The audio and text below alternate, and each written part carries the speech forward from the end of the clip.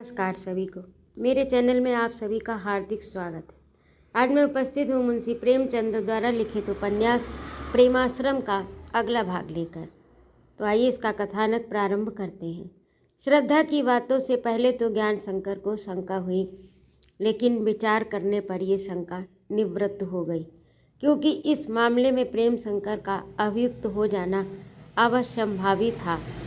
ऐसी अवस्था में श्रद्धा के लिए निर्बल क्रोध से ज्ञान शंकर को कोई हानि न हो सकती थी। ज्ञान शंकर ने निश्चय किया कि इस विषय में मुझे हाथ पैर हिलाने की कोई ज़रूरत नहीं है। सारी व्यवस्था मेरे इच्छानुकूल है। थानेदार स्वार्थवश इस मामले को बढ़ाएगा और सारे गांव को फंसाने की चेष्टा करेगा, और उसका सफल होना असंदिग्ध है। गांव में कितनी ही एका हो, पर कोई न कोई मुखबिर निकल ही आएगा। थानेदार ने लखनपुर के जमींदार दफ्तर की जांच पड़ताल अवश्य ही की होगी। वहां मेरे ऐसे 2-4 पत्र अवश्य ही निकल आएंगे, जिनसे गांव वालों के साथ भाई साहब की सहानुभूति और सदिच्छा सिद्ध हो सके। मैंने अपने कई पत्रों में गौस खां को लिखा है कि भाई साहब का ये व्यवहार मुझे पसंद नहीं। हाँ, एक बात हो सकती है, संभव है कि गांव वाले रिश्वत देकर अपना गला छुड़ा लें और थानेदार अकेले मनोहर का चालान करे, लेकिन ऐसे संगीन मामले में थानेदार को इतना साहस नहीं हो सकता। वह यथासाध्य इस घटना को महत्वपूर्ण सिद्ध करेगा। भाई साहब से अधिकारी वर्ग उनके निर्भय लोकवाद के कारण पहले से ही बदगुमान हो रहे हैं। सब इंस्पेक्टर उन्हें इस षड्यंत्र का प्रेरक साबित करके अपना रंग जरूर जमाएगा। अभियोग सफल हो गया तो उसकी तरक्की भी होगी, पारितोषिक भी मिलेगा। गांव वाले कोई बड़ी रकम देने की सामर्थ्य नहीं रखते, और थानेदार छोटी रकम के लिए अपनी आशाओं को मिट्टी में न मिलाएगा। बंधु विरोध का विचार मिथ्या है। संसार में सब अपने लिए जीते और मरते हैं। भावुकता के फेर में पड़कर अपने पैरों में कुल्हाड़ी मारना हास्यजनक है। ज्ञान शंकर का अनुमान अक्षरशः सत्य निकला। लखनपुर के प्राय सभी बालिग आदमियों का चालान हुआ। विशेषण शाह को टैक्स की धमकी ने भेदिया बना दिया। जमींदारी दफ्तर का भी निरीक्षण हुआ। 1 सप्ताह पीछे हाजीपुर में प्रेम शंकर की खाना तलाशी हुई। वह भी हिरासत में ले लिए गए। संध्या का समय था। ज्ञान शंकर मुन्नू को साथ लिए हवा खाने जा रहे थे कि डॉक्टर इरफान ने यह समाचार कहा। ज्ञान शंकर के रोए खड़े हो गए, आंखों में आंसू भर आए।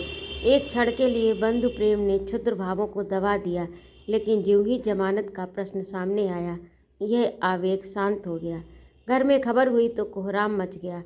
श्रद्धा मूर्छित हो गई। बड़ी बहू तसल्ली देने आई। मुन्नू भी भीतर चला गया और माँ की गोद में सिर रखकर फूट फूट कर रोने लगा। प्रेम शंकर शहर से कुछ ऐसे अलग रहते थे कि उनका शहर के बड़े लोगों से बहुत कम परिचय था। वह रईसों से बहुत कम मिलते जुलते थे। कुछ विद्वान जनों ने पत्रों में कृषि संबंधी लेख अवश्य देखे थे और उनकी योग्यता के कायल थे, किंतु उनको झक्की समझते थे। उनके सच्चे शुभ चिंतकों में अधिकांश कॉलेज के नवयुवक, दफ्तरों के कर्मचारी या देहातों के लोग थे। उनके हिरासत में आने की खबर पाते ही हजारों आदमी एकत्र हो गए और प्रेम शंकर के पीछे पीछे पुलिस स्टेशन तक गए, लेकिन उनमें से कोई भी ऐसा न था जो जमानत देने का प्रयत्न कर सकता था। लाला प्रभाशंकर ने सुना तो उन्मत्त की भांति दौड़े हुए ज्ञान शंकर के पास आकर बोले, बेटा, तुमने सुना ही होगा। कुल मर्यादा मिट्टी में मिल गई। रोकर भैया की आत्मा को इस समय कितना दुख हो रहा होगा। जिस मान प्रतिष्ठा के लिए हमने जायदाद बर्बाद कर दी, वह आज नष्ट हो गई। हाय भैया, जीवन पर्यंत कभी अदालत के द्वार पर नहीं गए। घर में चोरियां हुई, लेकिन कभी थानों में इतला तक न की। तहकीकात होगी, पुलिस दरवाजे पर आएगी। आज उन्हीं का प्रिय पुत्र, क्यों बेटा, जमानत न होगी? ज्ञान शंकर इस कातर अधीरता पर रुष्ट होकर बोले, मालूम नहीं, हाकिमों की मर्जी पर है। प्रभा, तो जाकर हाकिमों से मिलते क्यों नहीं? कुछ तुम्हें भी अपनी इज्जत की फिक्र है या नहीं? ज्ञान, कहना बहुत आसान है, करना कठिन। प्रभा, भैया कैसी बातें करते हो? यहाँ के हाकिमों में तुम्हारा कितना मान है? बड़े साहब तक तुम्हारी कितनी खातिर करते हैं। ये लोग किस दिन काम आएंगे? क्या इसके लिए कोई दूसरा अवसर आएगा? ज्ञान, अगर आपका आशा ये है कि मैं जाकर हाकिमों की खुशामद करूं, उनसे रियायत की याचना करूं, तो ये मुझसे कभी नहीं हो सकता। मैं इनके खोदे हुए गड्ढे में नहीं गिरना चाहता। मैं किस दावे पर इनकी जमानत कर सकता हूँ, जब मैं जानता हूँ कि ये अपनी टेक नहीं छोड़ेंगे और मुझे भी अपने साथ ले डूबेंगे। प्रभाशंकर ने लंबी सांस भरकर कहा, हाँ भगवान, ये भाई भाई का हाल है। मुझे मालूम न था कि तुम्हारा हृदय इतना कठोर है। तुम्हारा सगा भाई आफत में पड़ा है और तुम्हारा कलेजा जरा भी नहीं पसीजता। खैर, कोई चिंता नहीं। अगर मेरी सामर्थ्य से बाहर नहीं है तो मेरे भाई के पुत्र मेरे सामने यूँ अपमानित नहीं हो पाएंगे। ज्ञान शंकर को अपने चाचा की दया आर्द्रता पर क्रोध आ रहा था। वह समझते थे केवल मेरी अवहेलना करने के लिए इतने प्रगल्भ हो रहे हैं। इनकी इच्छा है कि मुझे ही अधिकारियों की दृष्टि में गिरा दें। लेकिन प्रभाशंकर बनावटी भावों के मनुष्य न थे। वह कुल प्रतिष्ठा पर अपने प्राण तक समर्पण कर सकते थे। उनमें ये गौरव प्रेम था जो स्वयं उपवास करके आतिथ्य सत्कार को अपना सौभाग्य समझते थे, और जो अब हो रहा है धन सौभाग्य समझते थे। धन उनके विचार में केवल मान मर्यादा की रक्षा के लिए था, भोग विलास और इंद्रिय सेवा के लिए नहीं। उन्होंने तुरंत जाकर कपड़े पहने, चोंगा पहना, अमामा बांधा, एक पुराने रईस के बेस में मजिस्ट्रेट के पास जा पहुँचे। रात के 8 बज चुके थे। इसकी जरा भी परवाह नहीं थी। साहब के सामने उन्होंने जितनी दीनता प्रकट की, जितने विनीत शब्दों में अपनी संकट कथा सुनाई, जितनी नीच खुशामद की, जिस भक्त से हाथ बांधकर खड़े हो गए, अमामा उतार कर साहब के पैरों पर रख दिया और रोने लगे। अपने कुल मर्यादा की जो गाथा गाई, उसकी राजभक्ति के जो प्रमाण दिए, उसे एक नव शिक्षित युवक अत्यंत लज्जाजनक ही नहीं बल्कि हास्यास्पद समझता। लेकिन साहब पसीज गए। जमानत ले लेने का वादा किया, पर रात हो जाने के कारण उस वक्त कोई कार्रवाई न हो सकी। प्रभाशंकर यहाँ से निराश लौटे। उसकी यह इच्छा कि प्रेम शंकर हिरासत में रात को न रहे पूरी न हो सकी। रात भर चिंता में पड़े हुए करवटें बदलते रहे। भैया की आत्मा को कितना कष्ट हो रहा होगा। कई बार उन्हें ऐसा धोखा हुआ कि भैया द्वार पर खड़े रो रहे हैं। हाय बेचारे प्रेम शंकर पर क्या बीत रही होगी। तंग अंधेरी दुर्गंध युक्त कोठरी में पड़ा होगा, आंखों में आंसू न थमते होंगे। इस वक्त उसने कुछ खाया भी न होगा। वहाँ के सिपाही और चौकीदार उसे दिख कर रहे होंगे। मालूम नहीं पुलिस वाले उसके साथ कैसा बर्ताव कर रहे हैं। न जाने उससे क्या कहलवाना चाहते हैं। इस विभाग में जाकर आदमी पशु हो जाता है। मेरा दया शंकर कैसा सुशील लड़का था, जब से पुलिस में गया मिजाज ही और हो गया। अपनी स्त्री तक की बात नहीं पूछता। अगर मुझ पर कोई मामला आ पड़े तो मुझसे बिना रिश्वत लिए न रहे। प्रेम शंकर पुलिस वालों की बातों में ना आता होगा। वह सब के सब उसे और भी कष्ट दे रहे होंगे। भैया इस पर जान देते थे, कितना प्यार करते थे, और आज इसकी यह दशा। प्रातःकाल प्रभाशंकर फिर मजिस्ट्रेट के बंगले पर गए। मालूम हुआ कि साहब शिकार खेलने चले गए। वहाँ से पुलिस के सुपरिटेंडेंट के पास गए। ये महाशय भी निद्रा में मग्न थे। उनसे 10 बजे से पहले भेंट होने की संभावना नहीं थी। बेचारे यहाँ से भी निराश हुए। तीसरे पहर तक बेदाना बेपानी, हैरान परेशान इधर उधर दौड़ते रहे। कभी इस दफ्तर में जाते, कभी उस दफ्तर में। उन्हें आश्चर्य होता कि दफ्तरों के छोटे कर्मचारी क्यों इतने बेमुरौवत और निर्दयी होते हैं। सीधी बात करनी तो दूर रही, खरी खोटी सुनाने में संकोच नहीं करते। अंत में 4 बजे मजिस्ट्रेट ने जमानत मंजूर की, लेकिन 1000-2000 की नहीं, पूरे 10,000 की, वह भी नगद। प्रभाशंकर का दिल बैठ गया। एक बड़ी सांस लेकर वहाँ से उठे। धीरे धीरे घर चले, मानो शरीर निर्जीव हो गया। घर आकर चारपाई पर गिर पड़े, सोचने लगे 10,000 का प्रबंध कैसे करूं? इतने रुपए मुझे विश्वास पर कौन देगा? तो क्या जायदाद रहन रख दूं? हाँ, इसके सिवाय और कोई उपाय नहीं। मगर घर वाले किसी तरह राजी न होंगे। घर में लड़ाई ठन जाएगी। बहुत देर तक इसी हैस बहस में पड़े रहे। भोजन का समय आ पहुंचा। बड़ी बहू बुलाने आई। प्रभाशंकर ने उनकी ओर विनीत भाव से देखकर कहा, मुझे बिल्कुल भूख नहीं। बड़ी बहू, कैसी भूख है जो लगती नहीं? कल रात नहीं खाया, दिन को नहीं खाया कि इस चिंता में प्राण दे दोगे? जिन्हें चिंता होनी चाहिए, जो उनका हिस्सा उड़ाते हैं, उनके माथे पर तो बल तक नहीं। तुम दाना पानी छोड़े बैठे हो, अपने साथ घर के प्राणियों को भी भूखा मार रहे हो। प्रभाशंकर ने सजल नेत्र होकर कहा, क्या करूं? मेरी तो भूख प्यास बंद हो गई। ऐसा सुशील, कितना कोमल, प्रकृति कितना शांत चित्त लड़का है, उसकी सूरत मेरी आंखों के सामने फिर रही है। भोजन कैसे करूं? विदेश में था तो भूल गए थे, उसे खो बैठे थे, पर खोए रत्न को पाने के बाद उसे चोरों के हाथ में देखकर सब्र नहीं होता। बड़ी बहू, लड़का तो ऐसा है कि भगवान सबको दे। बिल्कुल वही लड़कपन का स्वभाव है, वही भोलापन, वही मीठी बातें, वही प्रेम। देखकर छाती फूल उठती है। घमंड तो छू तक नहीं गया, पर दाना पानी छोड़ने से तो काम ना चलेगा। चलो कुछ थोड़ा सा खा लें। प्रभाशंकर 10,000 नगद जमानत मांगी गई है। बड़ी बहू ज्ञान से कहते क्यों नहीं कि मीठा मीठा गप, कड़वा कड़वा थू। प्रेमों का आधा नफा क्या श्रद्धा के भोजन वस्त्र में ही खर्च हो जाता है?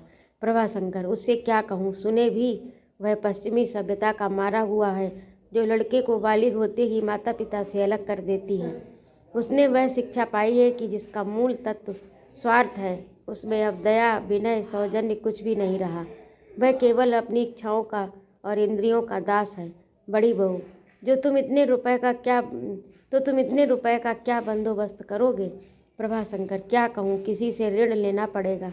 बड़ी बहू, ऐसा जान पड़ता है कि थोड़ा सा हिस्सा जो बचा हुआ है उसे भी अपने सामने ही ठिकाने लगा दोगे। ये तो कभी नहीं देखा कि जो रुपए एक बार लिए गए वह फिर दिए गए हों। बस जमीन के ही माथे जाती है वो बात। प्रभाशंकर, जमीन मेरी गुलाम है, मैं जमीन का गुलाम नहीं। बड़ी बहू, मैं कर्ज न लेने दूंगी। जाने कैसा पड़े कैसा ना पड़े, अंत में सब बोझ तो हमारे सिर पड़ेगा। लड़कों को कहीं बैठने का ठांव न रहेगा। प्रभाशंकर ने पत्नी की ओर कठोर दृष्टि से कहा, मैं तुमसे सलाह नहीं लेता हूँ और न तुमको इसका अधिकारी समझता हूँ। तुम उपकार को भूल जाओ, मैं नहीं भूल सकता। मेरा खून सफ़ेद नहीं है। लड़कों की तकदीर में आराम लिखा होगा, आराम करेंगे। तकलीफ लिखी होगी, तकलीफ भोगेंगे। मैं उनकी तकदीर नहीं हूँ। आज दया शंकर पर कोई बात आ पड़े तो गहने बेच डालने में किसी प्रकार से तुम्हें इनकार नहीं होगा क्या? नहीं होगा। प्रेमों को दया शंकर से जौ भर भी मैं कम नहीं समझता। बड़ी बहू ने फिर भोजन करने के लिए अनुरोध किया और प्रभाशंकर फिर नहीं करने लगे। अंत में उसने कहा, आज कद्दू के कबाब बने हैं। मैं जानती कि तुम ना खाओगे तो क्यों बनवाती। प्रभाशंकर की उदासीनता लुप्त हो गई। उत्सुक होकर बोले, किसने बनाए हैं? बड़ी बहू। बहू ने। प्रभा, अच्छा तो थाली परसाओ। भूख तो नहीं है, पर 2-4 कौर खा ही लूँगा। भोजन के पश्चात प्रभाशंकर फिर उसी चिंता में मग्न हुए। रुपए कहाँ से लाएं? बेचारे प्रेम शंकर को आज फिर हिरासत में रात काटनी पड़ी। बड़ी बहू ने स्पष्ट शब्दों में कह दिया कि मैं कर्ज न लेने दूंगी और यहाँ कर्ज के सिवाय कोई तदबीर नहीं थी। आज लाला जी फिर सारी रात जागते रहे। उन्होंने निश्चय कर लिया कि घर वाले चाहे कितना विरोध करें, पर मैं अपना कर्तव्य अवश्य पूरा करूँगा। भोर होते ही वह सेठ दीनानाथ के पास जा पहुँचे और अपनी विपत्ति कथा कह सुनाई। सेठ जी से उनका पुराना व्यवहार था। इन्हीं की बदौलत सेठ जी जमींदार हो गए थे। मामला करने पर राजी हो गए। लिखा पड़ी हुई और 10 बजते बजते प्रभाशंकर के हाथों में 10,000 की थैली आ गई। वह ऐसे प्रसन्न थे मानो कहीं पड़ा हुआ धन मिल गया। गदगद होकर बोले, सेठ जी, किन शब्दों में आपका धन्यवाद दूँ? आपने मेरे कुल की मर्यादा रख ली। भैया की आत्मा स्वर्ग में आपका यश गाएगी। यहाँ से वह सीधे कचहरी गए, जमानत के रुपए दाखिल कर दिए। इस समय उनका हृदय ऐसा प्रफुल्लित था जैसे कोई बालक मेला देखने जा रहा हो। इस कल्पना से उनका कलेजा उछल पड़ता था कि कि भैया मेरी भक्ति पर कितने मुग्ध हो रहे होंगे। 11 बजे का समय था। मजिस्ट्रेट के इजलास पर लखनपुर के अभियुक्त हाथों में हथकड़ियाँ पहने खड़े थे। शहर के सहस्त्रों मनुष्य इन विचित्र जीवधारियों को देखने के लिए एकत्र हो गए। सभी मनोहर को एक निगाह देखने के लिए उत्सुक हो रहे थे। कोई उसे धिक्कारता था, कोई कहता था अच्छा किया, अत्याचारियों के साथ ऐसा ही करना चाहिए। सामने एक वृक्ष के नीचे बिलासी मन मारे बैठी थी। बलराज के चेहरे पर निर्भयता झलक रही थी। डपट सिंह और दुखरन भगत चिंतित दिख पड़ते थे। कादिर खां धैर्य की मूर्ति बने हुए थे, लेकिन मनोहर लज्जा और पश्चाताप से उद्विग्न हो रहा था। वह अपने साथियों से आंख ना मिला सकता था। मेरी ही बदौलत गांव पर आफत आई, यह ख्याल उसके चित्त से एक क्षण के लिए भी न उतरता था। अभियुक्तों से जरा हटकर विशेषर शाह खड़े थे, ग्लानि की सजीव मूर्ति बने। पुलिस के कर्मचारी उन्हें इस प्रकार घेरे थे जैसे किसी मदारी में बालक वृंद घेरे रहते हैं। सबसे पीछे प्रेम शंकर थे, गंभीर और अदम्य। मजिस्ट्रेट ने सूचना दी, प्रेम शंकर जमानत पर रिहा किए गए। प्रेम शंकर ने सामने आकर कहा, मैं इस दया दृष्टि के लिए आपका अनुग्रहित हूँ, लेकिन जब मेरे ये निरपराध भाई बेड़ियाँ पहने खड़े हों तो मैं उनका साथ छोड़ना उचित नहीं समझता।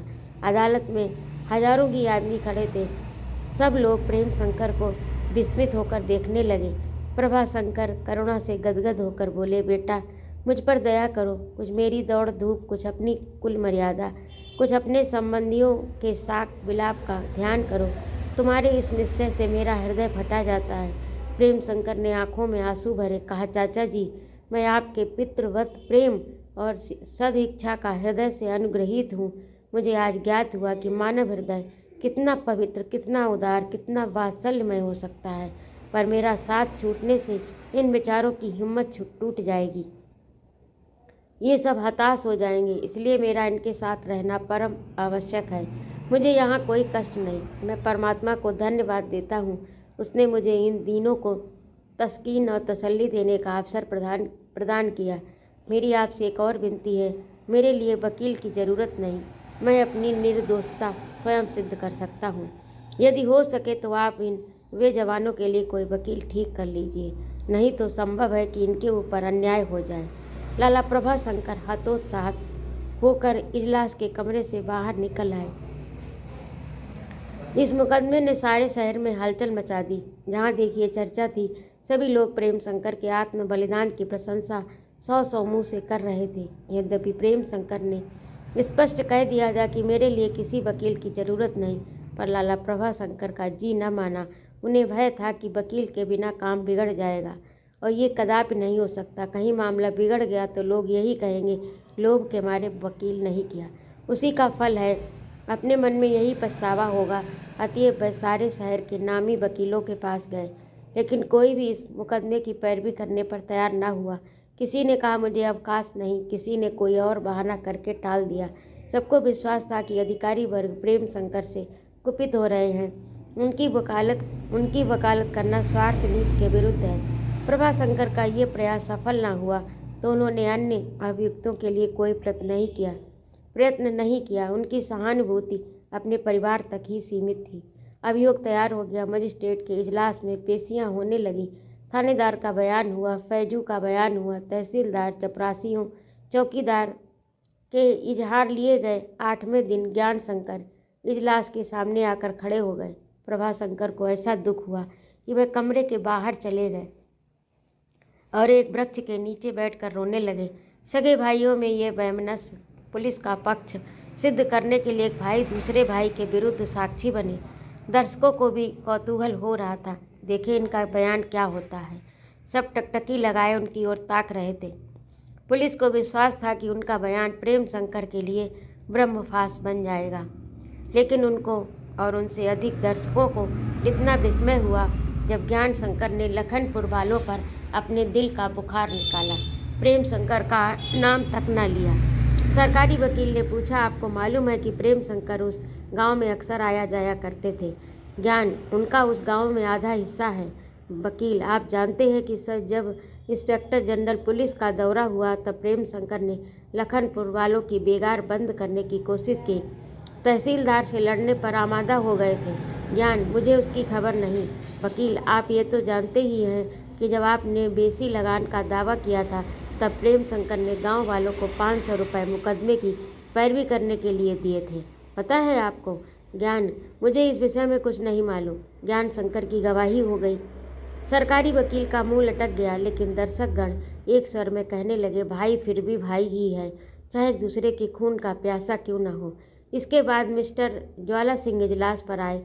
उन्होंने कहा, मैं यहाँ कई साल तक हाकिम बना रहा। लखनपुर मेरे ही इलाके में था। कई बार वहाँ दौरा करने गया। याद नहीं आता कि गांव वालों से रसद या बेगार के बारे में उससे ज़्यादा झंझट हुआ हो जितना दूसरे गांव में होता है। मेरे इजलास में एक बार बाबू ज्ञान शंकर ने इजाफा लगान का दावा किया था, लेकिन मैंने उसे खारिज करा दिया था। सरकारी वकील, आपको मालूम है उस मामले की पैरवी के लिए प्रेम शंकर ने लखनपुर वालों को 500 रुपये दिए थे। ज्वाला सिंह, मालूम है, लेकिन जहाँ तक मैं समझता हूँ उनको ये रुपए किसी दूसरे आदमी ने गांव वालों की मदद के लिए दिए थे। वकील, आपको ये तो मालूम ही होगा कि प्रेम शंकर की उस गांव में बहुत आम दरख्त रहती है। ज्वाला, हाँ, वह ताउन या दूसरी बीमारियों के अवसर पर अक्सर वहाँ जाते थे। वह ये गवाही भी पूरी हो गई। सरकारी वकील के सभी प्रश्न व्यर्थ सिद्ध हुए। तब विशेषर साहब इजलास पर आए। उनका बयान बहुत विस्तृत, क्रमबद्ध और सारगर्भित था, मानो किसी उपन्यासकार ने इस परिस्थिति की कल्पनापूर्ण रचना की हो। सबको आश्चर्य हो रहा था कि अनपढ़ गमार में इतना वाक चातुर्य कहाँ से आ गया। उसके घटना प्रकाश में इतनी वास्तविकता का रंग था कि उस पर विश्वास न करना कठिन था। गौस खां के साथ गांव वालों का शत्रु भाव बेगार के अवसरों पर उससे हुज्जत और तकरार, चरावर को रोक देने पर गांव वालों का उत्तेजित हो जाना, रात को सब आदमियों का मिलकर गौस खां का वध करने की तदबीरें सोचना, इन सब बातों की अत्यंत विशद विवेचना की गई थी। मुख्यतः षड्यंत्र रचना का वर्णन ऐसा मूर्तिमान और मार्मिक था कि उस पर चाणक्य भी मुग्ध हो जाता। रात को 9 बजे मनोहर ने आकर कादिर से कहा, बैठे क्या हो, चरावर रोक दी, चुप लगाने से काम न चलेगा, इसका कुछ उपाय करो। कादिर खां चौकी पर बैठे नमाज पढ़ने के लिए वजू कर रहे थे। बोले, बैठ जाओ, अकेले हम तुम क्या बना लेंगे। जब मुसल्लम गांव की राय हो तभी कुछ हो सकता है, नहीं तो इसी तरह कारिंदा हमको दबाता जाएगा, एक दिन खेत से भी बेदखल कर देगा। जाके दुखरन भगत को बुला लाओ। मनोहर दुखरन के घर गए। मैं भी मनोहर के साथ गया। दुखरन ने कहा, मेरे पैर में कांटा लग गया, मैं नहीं चल सकता। खां साहब को यहीं बुला लाओ। मैं जाकर कादिर खां को बुला लाया। मनोहर डपट कल्लू को बुला लाया। कादिर ने कहा, हम लोग गंवार हैं, अपने मन में कोई बातें करेंगे तो न जाने चित्त पड़े या पट।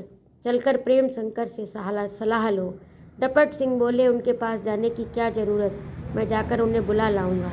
दूसरे दिन सांझ को बाबू प्रेम शंकर इक्के पर सवार होकर आए। मैं दुकान बढ़ा रहा था। मनोहर ने आकर कहा, चलो बाबू साहब आए हैं। मैं मनोहर के साथ कादिर के घर गया। प्रेम शंकर ने कहा, ज्ञान बाबू मेरे भाई हैं तो क्या, ऐसे भाई की गर्दन काट लेनी चाहिए। कादिर ने कहा, हमारी उनसे कोई दुश्मनी नहीं है, हमारा बैर तो गौस खां से है। इस हत्यारे ने इस गांव में हम लोगों का रहना मुश्किल कर दिया। अब आप बताइए हम क्या करें। मनोहर ने कहा, ये बेइज्जती सही नहीं जाती। प्रेम शंकर बोले, मर्द हो करके इतना अपमान क्यों सहते हो, एक हाथ में तो काम तमाम होता है। कादिर ने कहा, कर तो डाले पर सारा गांव बंद जाएगा। प्रेम शंकर बोले, ऐसे नादानी क्यों करो, सब मिलकर नाम किसी एक आदमी का ले लो, अकेले आदमी का ये काम भी नहीं है। 3 प्यादे हैं। गौस खां खुद बलवान आदमी है। कादिर खां बोले, जो कहीं सारा गांव फंस जाए तो। प्रेम शंकर ने कहा, ऐसा क्या अंधेर है, वकील लोग किस मर्ज की दवा है। इसी बीच में मैं खाना खाने घर चला गया। प्रेम शंकर रात को ही इक्के पर घर लौट गए। रात को 12-1 बजे मुझे कुछ खटका हुआ। घर के चारों ओर घूमने लगा। इतने में कई आदमी जाते दिखाई दिए। मैं समझ गया हमारे ही साथी हैं। कादिर का नाम लेकर पुकारा। कादिर ने कहा, सामने से हट जाओ, टोक मत मारो, चुपके से जाकर पढ़ रहो। कादिर खान से अब रहा न गया। विशेषर शाह की ओर कठोर नेत्रों से देखकर कहा, विशेषर ऊपर अल्लाह है, कुछ उनका भी डर है। सरकारी वकील ने कहा, चुप रहो, नहीं तो गवाह पर बेजा दबाव डालने का दूसरा दफ़ा लग जाएगा। संध्या का समय ये लोग हिरासत में बैठे हुए इधर उधर की बातें कर रहे थे। मनोहर अलग एक कोठरी में रखा गया था। कादिर ने प्रेम शंकर से कहा, मालिक आप तो हक नाहक इस आफत में फंसे। हम लोग ऐसे अभागे जो हमारी मदद करता है उसी पर आँच आती है। इतनी उम्र गुजर गई, सैकड़ों पढ़े लिखे आदमियों को देखा, पर आपके सिवा और कोई ऐसा ना मिला जिसने हमारी गर्दन पर छुरी ना चलाई हो। विद्या की दुनिया बड़ाई करती है, हमें तो ऐसा जान पड़ता है कि विद्या पढ़कर आदमी और भी छली कपटी हो जाता है। वह गरीब का गला रेतना सिखा देती है। आपको अल्लाह ने सच्ची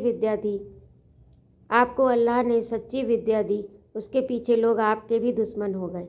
दुखरन ये सब मनोहर की करनी है, गांव भर को डुबा दिया। बलराज, न जाने उनके सिर पर कौन सा भूत सवार हो गया। गुस्सा हमें भी आया था, लेकिन उसको तो जैसे नशा चढ़ गया। डपट, चरावर की बिसात ही क्या, उसके पीछे ये तूफान। कादिर यारो, ऐसी बात न करो, बेचारे ने तुम लोगों के लिए, तुम्हारे हक की रक्षा करने के लिए सब कुछ किया। उसकी हिम्मत और जीवन की तारीफ तो नहीं करते और उसकी बुराई करते हो। हम सबके सब कायर हैं, वही एक मर्द है। कल्लू, विशेषर की मत ही उल्टी हो गई। दुगरन, बयान का क्या देता है, जैसे तोता पढ़ रहा है। डपट, क्या जाने किसके लिए इतना डरता है, कोई आगे पीछे भी तो नहीं। कल्लू, अगर यहाँ से छूटा तो बच्चों के मुख में कालिक लगा के गाँव भर में घुमाऊंगा।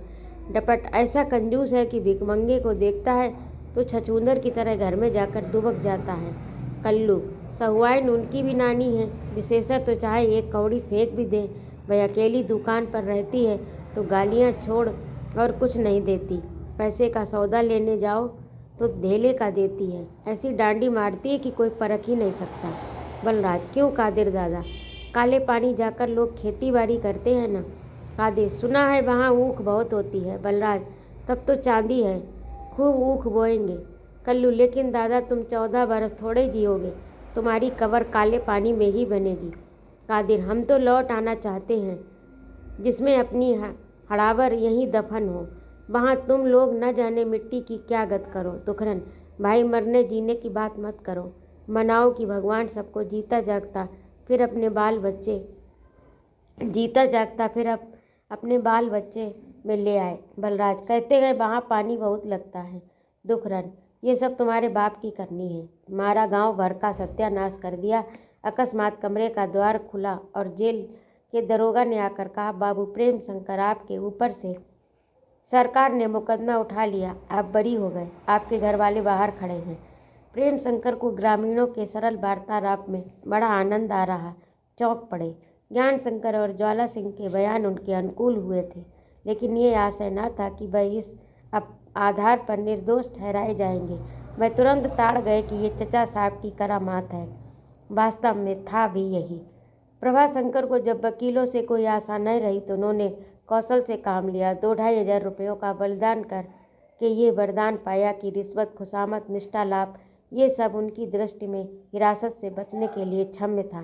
प्रेम शंकर ने जेलर से कहा, यदि नियमों के विरुद्ध ना हो तो कम से कम मुझे रात भर और यहाँ रहने की आज्ञा दीजिए। जेल ने विस्मित होकर कहा, ये आप क्या कहते हैं, आपका स्वागत करने के लिए सैकड़ों आदमी बाहर खड़े हैं। प्रेम शंकर ने विचार किया, इन गरीबों को मेरे यहाँ रहने को कितना ढांढस था। कदाचित उन्हें आशा थी कि इनके साथ हम लोग भी बरी हो जाएंगे, मेरे चले जाने से ये सब निराश हो जाएंगे। उन्हें तसल्ली देते हुए बोले, भाइयों, मुझे विवश होकर तुम्हारा साथ छोड़ना पड़ रहा है, पर मेरा हृदय आपके ही साथ रहेगा। संभव है बाहर आकर मैं आपकी कुछ सेवा कर सकूं। मैं प्रतिदिन आपसे मिलता रहूँगा। साथियों से विदा होकर यूं ही वह फाटक पर पहुँचे कि लाला प्रभाशंकर ने दौड़कर उन्हें छाती से लगा लिया। जेल के चपरासियों ने उन्हें चारों ओर से घेर लिया, इनाम मांगने लगे। प्रभाशंकर ने हर एक को 2-2 रुपए दिए। बग्घी चलने वाली थी कि बाबू ज्वाला सिंह अपनी मोटरसाइकिल पर आ पहुँचे। प्रेम शंकर के गले लिपट गए। प्रेम शंकर ने पहले हाजीपुर जाकर फिर लौटने का निश्चय किया। यूं ही बगीचे में पहुंची, हलवाई माली सब दौड़े, प्रेम शंकर के चारों ओर खड़े हो गए। क्यों जी दमड़ी, जुताई हो रही है ना। दमड़ी ने लज्जित होकर कहा, मालिक, औरों की तो नहीं कहता, पर मेरा मन काम करने में जरा नहीं लगता। यही चिंता लगी रहती, आप न जाने कैसे होंगे। निकट आकर, भोला कल एक टोकरी अमरूद तोड़कर बेच आया है। भोला, दमड़ी, तुमने सरकार के कान में कुछ कहा तो ठीक ना होगा।